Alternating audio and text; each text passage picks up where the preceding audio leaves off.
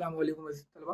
Urdu medium बराए जमात दहम रियाजी हिस्सा 2 ज्योमेट्री सबक नंबर 3 दायरा मस्की मजमूआ सवालात 21 से नंबर 2 बच्चों आपके सामने पेश है। इसके अंदर सवालात नंबर 8 से लेकर 14 आपके सामने पेश किए जाएंगे। सवाल नंबर 2 से लेकर 7 तक देखने के लिए इसके नीचे डिस्क्रिप्शन बॉक्स में उसका लिंक दिया गया है, आप वहाँ से उसे जाकर देख सकते हैं। इसके अलावा इसके इस सबक के तमाम मश्की सवालात भी आप वहाँ से जाकर देख सकते हैं। अजीज तलबा, रहबर ई टेक मुंबई चैनल के इस चैनल को अगर आपने अभी तक सब्सक्राइब नहीं किया तो सब्सक्राइब कर लें, और अगर आपको ये वीडियो अच्छे लग रहे हैं तो आप इसे लाइक करें, अपने तमाम दोस्तों में से शेयर जरूर करें। चलिए हम देखते हैं सवाल नंबर 8। शक्ल में बच्चों बताता है कि दो दायरे हैं जिनका एक का मरकज एक्स है और दूसरे का मरकज वाई है। ये दोनों एक दूसरे को अंदरूनी तौर पर नुक्ता एस जेड पर मस कर रहे हैं। हमें दिखाना है कि ये जो एक्स से है ये वाई बी के मुतवाजी है। चलिए हम शुरू करते हैं बच्चों। सबसे पहले हम लिखेंगे मुसल्लस एक्स से जेड में। तो मुसल्लस एक्स से जेड कहाँ है, तो यहाँ पे हम पहले इसको मिला देंगे, तो ये बन जाएगा बच्चों मुसल्लस एक्स ए जेड। इसके अंदर हम लिखेंगे कि एक्स ए और एक्स जेड बराबर है। देखिए एक्स ए और एक्स जेड बराबर है, क्योंकि ये एक ही दायरे के निस कुत्र हैं। अगर इस मुसल्लस के अंदर एक्स ए जेड के अंदर दो ज़िले बराबर होते हैं, यानी किसी भी एक मुसल्लस के अंदर अगर दो ज़िले बराबर होते हैं तो वो मुसल्लस मुतसावी साकिन हो जाता है। तो हम कहेंगे यहाँ पे ये जो दाविया है एक्स ए जेड और एक्स जेड वा ए, ये दोनों बराबर होंगे, मुतसावी साकिन का मसला, इसको हम बोलेंगे बयान नंबर 1। अब हम इसी तरीके से मुसल्लस दूसरे के अंदर चलेंगे, यानी वाई बी जेड के अंदर।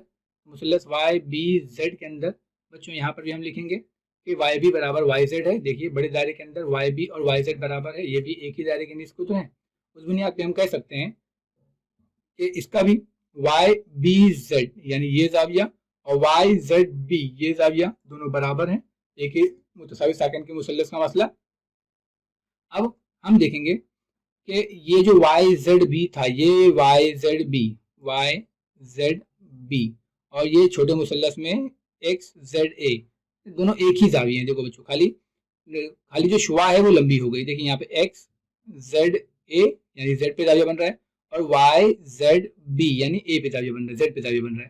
तो इस तरीके से ये दोनों जाविये एक ही हैं, तो हम इसके लिखेंगे एक ही जाविये। अब ये वाई जेड बी, देखो बच्चों यहाँ पर ये जो वाई जेड बी था, ये वाई जेड बी यहाँ पर, ठीक है, इसके बराबर है वाई बी जेड के, और एक्स जेड ए किसके बराबर है, एक्स ए जेड के। तो हमने इन दोनों को बयान नंबर 1 और 2 से रिप्लेस कर दिया, वाई जेड बी को एक्स जेड ए से और एक्स ए जेड को एक्स जेड ए से। यहाँ पर हम लिखेंगे एक्स जेड ए की जगह पर एक्स ए जेड, वाई जेड बी की जगह पर वाई बी जेड। तो इस तरीके से हमें मिलेगा ये जो जाविया है और ये जो जाविया दोनों बराबर हैं। अब जब एक ही साइड के दो जाविये बराबर हों, ठीक है बच्चों, देख लो ये नजीरी टाइप के हैं, तो हम कहेंगे उस हिसाब से बयान नंबर 1 और 2 से हमने रिप्लेस किया। अब हम लिखेंगे कि ये दोनों जाविये अगर बराबर हैं तो ये ए एक्स और बी वाई बराबर होंगे, क्योंकि ये नजीरी जाविये हैं। नजीरी जाविये अगर बराबर हों तो दो खतूत जिनकी वजह से नजीरी जाविये बन रहे हैं वो मुतवाजी होते हैं। तो नजीरी जावियों की बुनियाद पर हम कह सकते हैं बी वाई और ए एक्स जो है वो मुतवाजी है, नजीरी जावियों की कसौटी।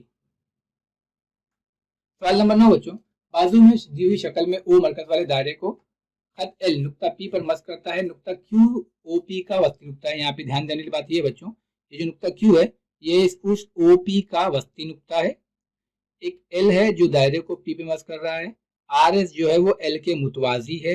हमें दायरे के निस्फ कुत्र की पैमाइश मालूम करना है। चलिए हम शुरू करते हैं बच्चों। सबसे पहले हम लिखेंगे ओ आर। देखिए ओ आर कहाँ है, तो ये रहा आपके सामने, ठीक है, ओ आर और ओपी, ये है आपका ओ आर और ये है आपका ओपी, ये दोनों भी एक ही दायरे के निस्फ कुत्र हैं। क्योंकि सवाल में दिया गया था निस्फ कुत्र आर है तो इसको हम आर बोल देंगे। फिर इसके हिसाब से ओ क्यू, जैसा कि आपसे कहा गया था नुक्ता क्यू जो है वो ओपी का वस्ती नुक्ता है, तो हम कहेंगे ओपी चूंकि आर ऑलरेडी है यानी आर का आधा यानी 1/2 ऑफ आर, हम कहेंगे चूंकि नुक्ता क्यू जो है वो ओपी का वस्ती नुक्ता है। अब हम देखेंगे सवाल में दिया गया था आर एस जो है वो एल के मुतवाजी है। अगर आर एस एल के मुतवाजी है तो हम कह सकते हैं, अब यहाँ पर जाविया पी और जाविया एल की वजह से जो जाविया बन रहा है वो है 90 नमाज की उमूदियत की बुनियाद पर। अब बच्चों ध्यान दीजिए, मैंने मुतवाजी आपको लिख दिया, आर एस जो है वो एल के मुतवाजी है, क्यों लिखा, अब उसकी वजह ये है कि यहाँ पर जो जाविया ओ क्यू आर बन रहा है वो ओ पी यहाँ पे जो बन रहा है पी, इसकी वजह से ये नजीरी जाविया बन रहे हैं, ये दोनों मुतवाजी हैं आर एस और एल, और इसकी वजह से यहाँ पे जो जाविया बन रहा है ओ क्यू आर और ये जो पी ये नजीरी जाविये हैं, इसको हम कहेंगे नजीरी जाविये। अब चूंकि पी हमारे पास 90 है तो ओ क्यू आर भी हमारे पास 90 मिल जाएगा।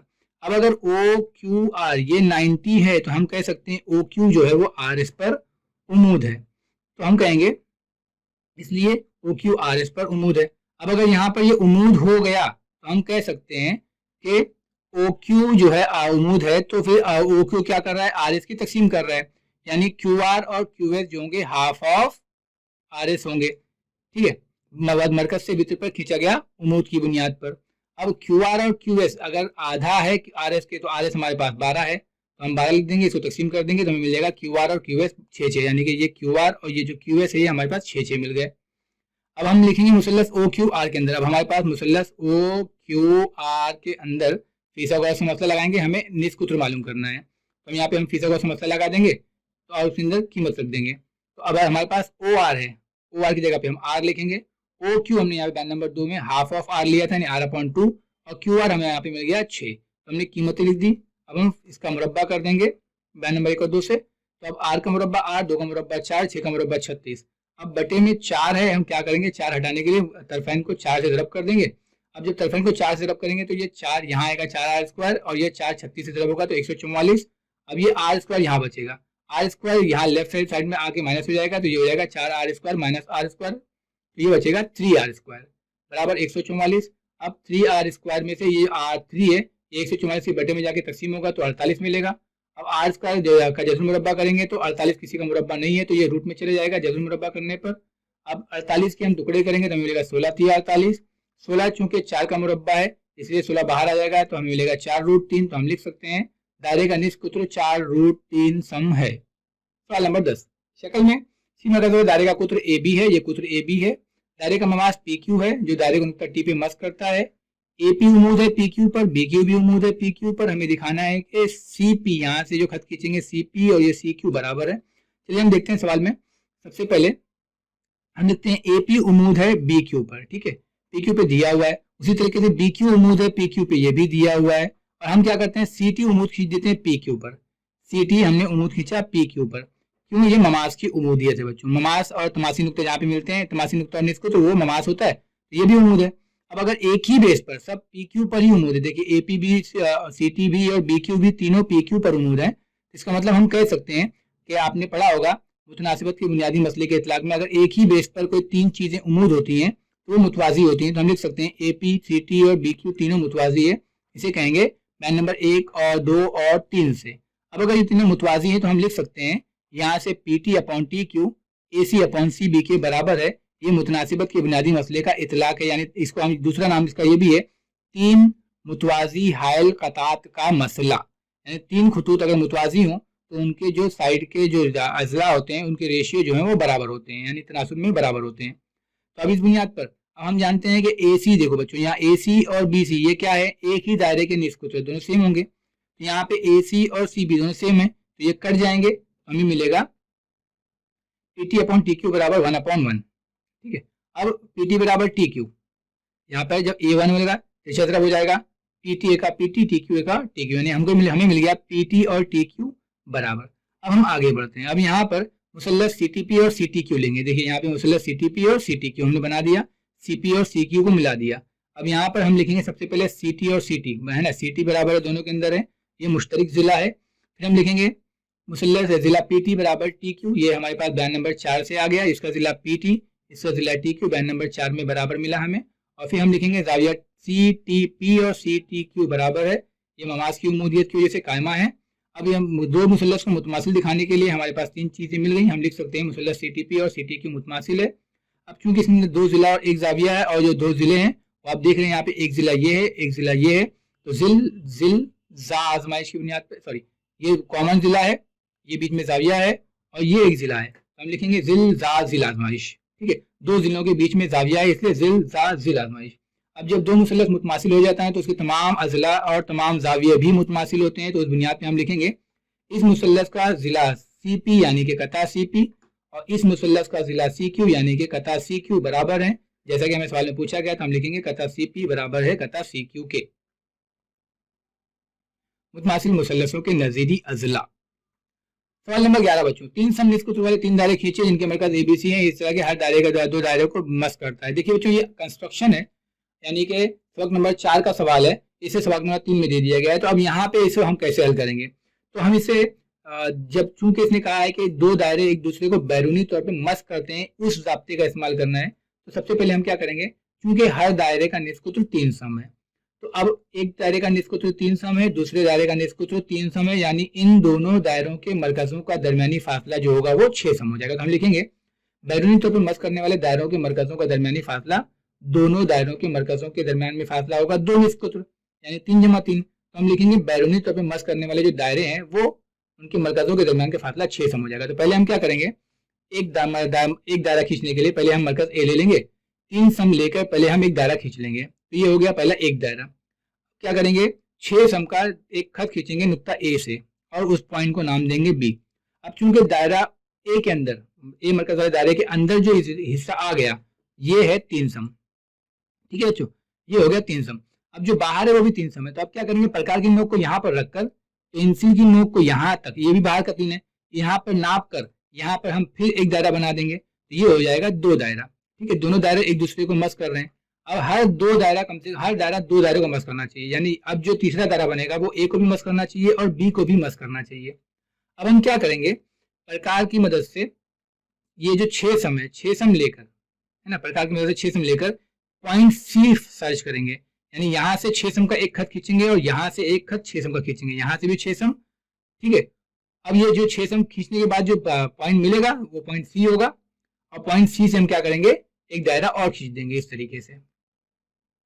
ये चूंकि कंस्ट्रक्शन का सवाल नहीं है बच्चों, मेन सवाल इसका ये है कि आप इसको 6 सम खींचने के लाएंगे कहाँ से, सवाल का मेन मकसद ये है। अब सवाल नंबर 12 की तरफ चलते हैं। साबित कीजिए कि दायरे के कोई भी 3 नुकात हमखत्ती नहीं होते हैं। तो मैंने पहले यहाँ पे एक दायरा बना दिया है, दायरे का मरकज O है, दायरे पे 3 नुक्ते हैं A B C, हमें दिखाना है कि ये हमखत्ती नहीं हो सकते। इसे दिखाने के लिए हम क्या करेंगे, सबसे पहले नुकात हम लिखेंगे कि दिया हुआ नुकात ABC जो है वो दायरे पर वाक़े हैं। अभी हमखत्ती नहीं है ये दिखाना है, तो साबित करना है कि नुकात ABC जो है वो गैर हमखत्ती है। हम अमल क्या करेंगे, नुकात ABC को बिलतरतीब एक दूसरे से मिला देंगे, ठीक है। अब हम शुरू करते हैं बच्चों। तो सबसे पहले हम लिखेंगे मुसल्लस ABC में, ये तीनों जिलों को मिलाने के बाद में, यानी पॉइंट ABC को मिलाने के बाद में हमने मुसल्लस ABC बना दिया।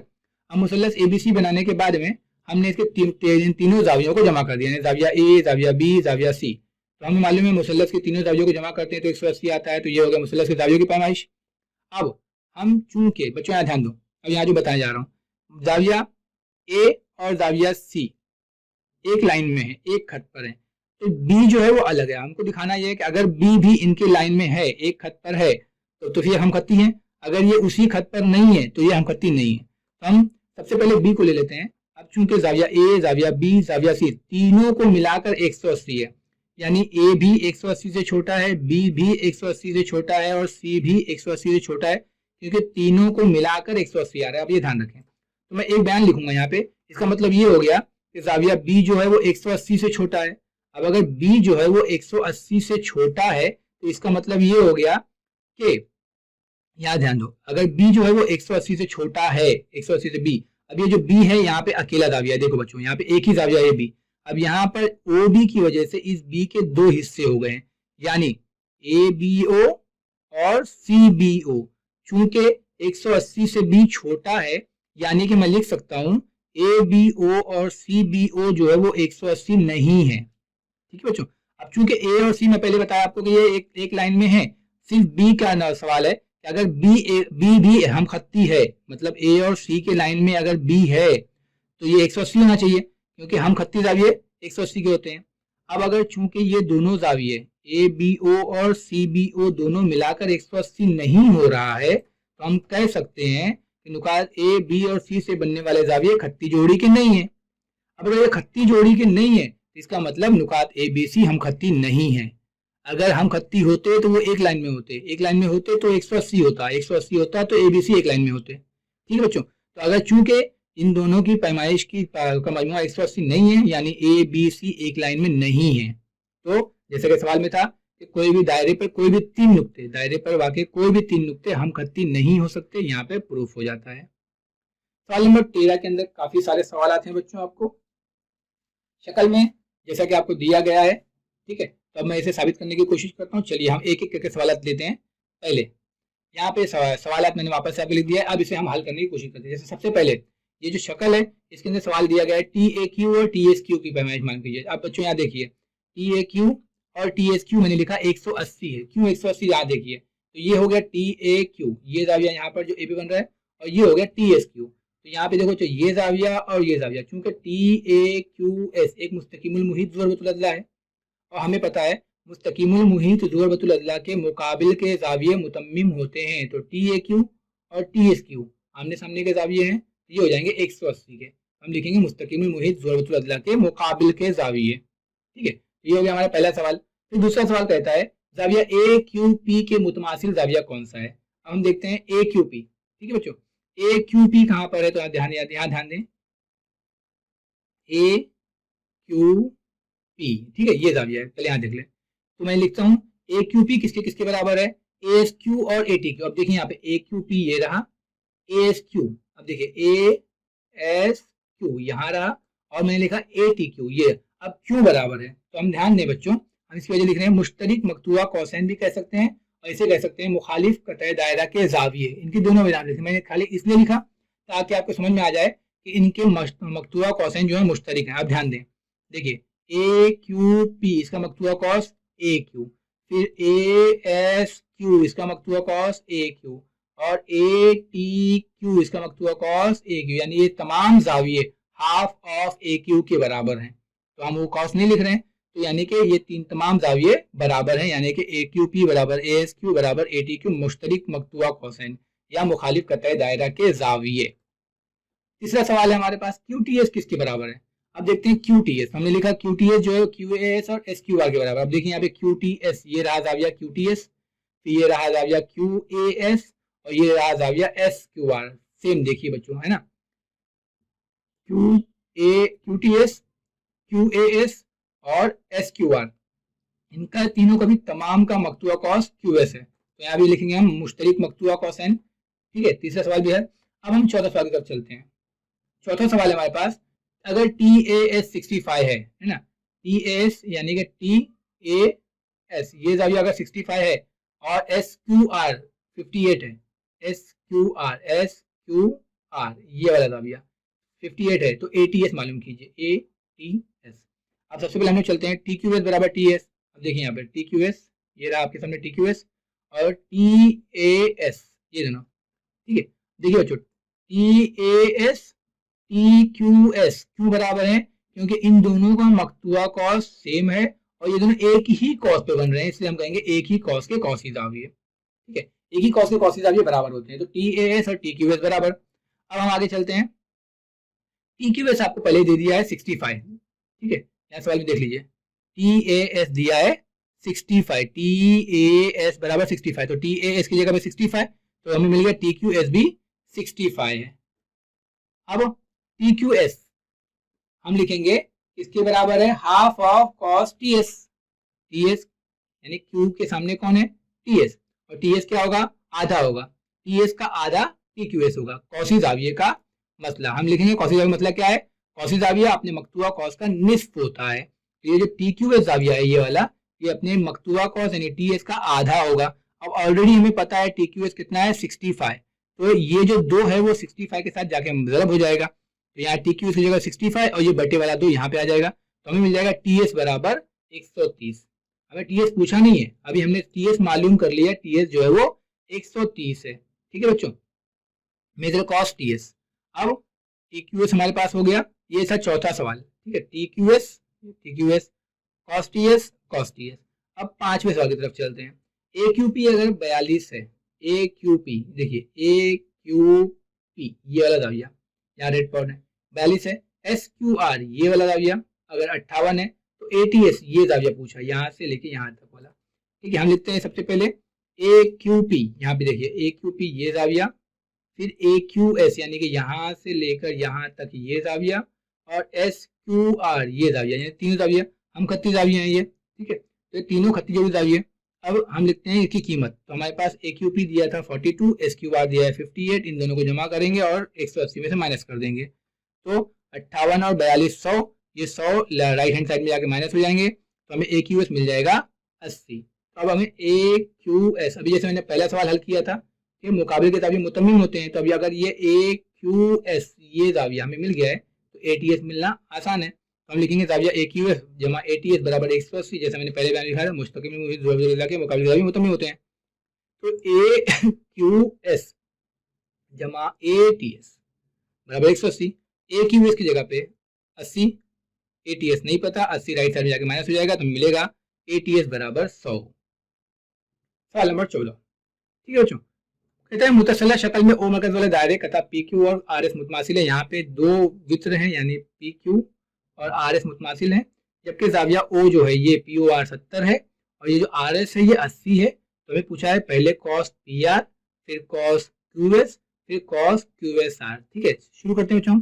सबसे पहले लिखता हूँ जाविया ये जो पी ओ आर है ये कॉस पी आर के बराबर होगा। जैसे आपको पता है कि मरकज पर बनने वाला जाविया अपने मकतूबा कॉस के बराबर होता है, तो ये मकतूबा कॉस और ये मरकज का जाविया ये बराबर होंगे मरकजी जाविया की पैमाइश। क्योंकि हमारे पास जाविया पी ओ आर दिया हुआ है 70 है, तो पी ओ आर की जगह पे 70 हमें मिल गया मेजर कॉस पी आर बराबर 70, पहला सवाल। अब हम चलते हैं क्यू एस की तरफ। ठीक है, क्यू एस इस तरफ है। अब उससे पहले हम ये देखते हैं उससे हमसे क्या कहा था सवाल में कि कॉस वित्र पी क्यू और आर एस, यानी ये कॉस है ना, पी क्यू वित्र और आर एस बराबर है, तो हम लिखेंगे वित्र पी क्यू बराबर है वित्र आर एस के, ये हमें दिया हुआ है। तो हम लिखेंगे कॉस पी क्यू बराबर कॉस आर एस। आपको पता है कि अगर वित्र बराबर हैं तो उनके नजीरी कॉसेन भी बराबर होते हैं। हम लिखेंगे मुतमासिल वित्रों के नजीरी कॉसेन, जब दो वित्र बराबर होते हैं उनके नजीरी कॉसेन भी बराबर होते हैं। अब हमें आर एस दिया था 80, कॉस आर एस दिया था 80, तो कॉस आर एस अगर 80 है तो पी क्यू भी 80 हो जाएगा, तो हम लिख देंगे कॉस पी क्यू 80। ठीक है, तो अब cos P Q 80 R S 80, तो अब क्यू एस हमें आसानी से मिल जाएगा। हम चारों जाविये कॉसेन को जमा कर देंगे, यानी कॉस पी क्यू जमा कॉस क्यू एस जमा कॉस आर एस जमा पी आर, यानी यहाँ से शुरू P Q Q S S R और पी आर, यानी पूरे दायरे के जितने चारों कॉसेन हैं इनको हम जमा कर देंगे। और हमें पता है दायरे की पैमाइश 360 होती है, तो हम लिखेंगे दायरे की पैमाइश 360 है। अब चूंकि पी क्यू हमें यहाँ मिल गया 80, क्यू एस हमें नहीं पता, आर एस हमें पता है इसने दिया था 80 और पी आर हमें बयान नंबर 1 में मिल चुका है, तो हम ये तमाम कीमतें रख देंगे, यानी पी क्यू की जगह पे 80, क्यू एस नहीं पता है, आर एस 80, पी आर 70। ठीक है, अब हम लिखेंगे इन तमाम 80 80 और 70 को जमा करेंगे 230 हो जाएगा। अब ये 230 राइट साइड में जाके माइनस हो जाएगा, हमें मिलेगा 130, यानी कॉस क्यू एस हमें मिल जाएगा 130। ठीक है, दूसरा हल हो गया। अब कॉस क्यू एस आर, अब चलो cos Q S R, Q S R यहाँ से यहाँ तक है ना, तो क्यू एस और एस आर जमा कर देंगे तो हमें मिल जाएगा कॉस क्यू एस आर। तो हम लिखेंगे कॉस क्यू एस आर जो है वो क्यू एस और एस आर की जमा है, इसको हम लिखेंगे कॉसेन की जमा की खुसूसियत। अब कॉस क्यू एस हमको मिल गया 130 और आर एस हमें मिला है पहले से, आर एस हमें दिया हुआ था 80, हम जमा कर देंगे 130 जमा 80 यानी 210, हमें मिल जाएगा कॉस क्यू एस आर बराबर 210। बहुत शुक्रिया बच्चों, जज़ाकल्लाह खैर।